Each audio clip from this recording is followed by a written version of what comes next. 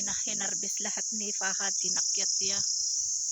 Ito na lang yung natira, kaya lang maliliit. Hayaan mo na lang dyan sa puno. Ito, hindi ito nahulog. Inakyat ito ni Fahad. Ito, mga nahulog ito. Oh. Ang gagawin ko dito ay hugasan ko at i-dry ko. Ayan. Oh.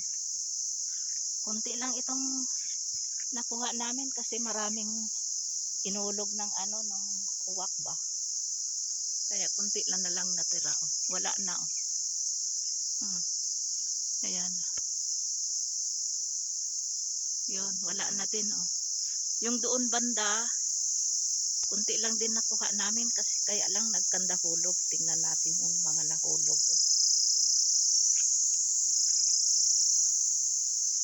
Pero yan, papakain yan sa kambing. Kambing namin, daming nahulog. Doon.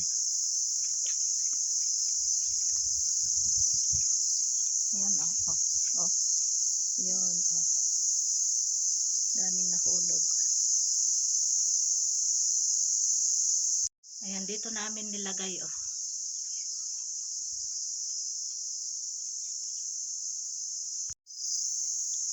Kunti na lang natira, oh, yung maliliit. Para ito sa uwak. Ayaw magpa-video ni Fahad habang nasa taas siya na nag-harvest. Ayaw niya.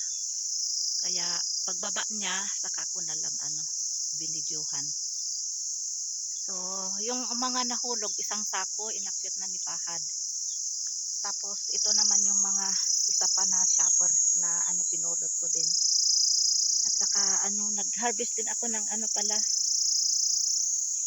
coriander leaves, pichay, yung Chinese pichay at saka soya. Kasi lulutuin ko ngayong hapon. Tapos, meron din mansanas dito, yung inakyat din ni Fahad, hindi kasi yung sako. Yung isang sako ay dito na nilagay ni Fahad doon sa kusina malapit sa beranda. Kasi kung sa taas makikita nilang sisirain niya. Kaya dito sa baba ko na lang nilagay. Itong mga yung mga idadry ko. Ito yung idadry ko bukas. Yung isang sako doon na dinala ni Fahad. So ayan, bukas mag-harvest pala ako ng ampalaya, oh, kasi ang dami, oh. Oh, ayan. Pati mga sitaw. Mag-harvest ako, ng daming ampalaya, oh. Oh, ayan, dami. Daming bunga, mashallah. Oh. Kaya bukas mag-harvest ako kasi 4:30 na kasi magluluto pa ako, mag-prepare ako ng lutuin. Ayan, ang lalaki, oh. At saka mga sitaw din, daming i-harvest na sitaw. Ayan, oh. Ayan, meron din doon. Punta tayo doon, mga sitaw. Ayan, oh. Ayan. Oh. Oh. Ayan. Mas marami doon banda, oh. Ayan, doon banda.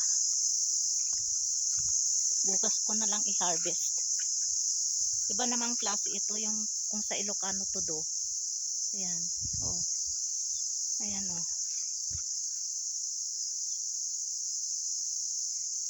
Ito yung mga sitaw dito, oh. Ayan, medyo mahahaba. Ayan, oh. Oh. Ayan, dami dito, oh. Oh. Ayan, bukas ko nang harvestin. Ayan, dito ako kumuha ng rosemary, yan. Coriander leaves, Chinese pichay. Ayan. Ito mga radish leaves. Tingnan nyo itong Chinese pichay na leaves ng lalaki. Ayan, mga sitaw, ang dami. Bukas ko na lang harvestin. Oh. Ayan, oh. Ayan, nakikita nyo, dami. Oh. Ayan, sitaw lahat yan dyan. Hinarvest na namin ni Fahad kahapon yung mga mansanas kasi sayang din, nahuhulog. Inuhulog ng uwak. Kaya itong mga ito ay itong hiwalay na ito na sako ay ito, nahulog ito kaya pinulot ko na lang, sayang. Ang gagawin ko dito ay idadry ko. Tapos ito naman ay ano, kinuha ito ni Fahad sa puno. So ihiwalay ko din ito para hindi ko idadry ito. Ito din nahulog din sa ano sa puno. Ayan, ito at saka ito din may ano din may ano ito may mansanas at saka piras, naspati. So, ayan, marami akong idadry. Bukod dito ay meron din doon sa baba. Doon namin nilagay sa ano sa lapag para ano hindi masira nilangga kasi pag nakita ito nilangga, ano niya, kisirain niya, kakagatin niya tapos tatapon. So, ang gagawin ko dito ay yung iba ay huhugasan ko itong mga ito tapos ano idadry ko. At saka ito naman pala ay ano yung 5 days ago, pumunta din si Fahad at saka si Lakay doon sa puno ng ano, piras, naspati, para kumuha ng ano, itong ano na ito, itong piras. Ayan o, madami din. Ito, last ko pa ito kinuha, siguro mga 3 weeks ago. Kaya yan o, nahinog na, nagyelo na. So, ano, ayan o, ang dami. O, piras. Mahal ito sa Pilipinas at saka hindi yata ito available sa ano sa ano lang sa fruit stand. Kumbaga ano, available lang siguro itong piras sa ano sa supermarket at saka itong mansanas. Kaya lang itong mansanas ay ano na ito, sobrang tagal na ito na puno.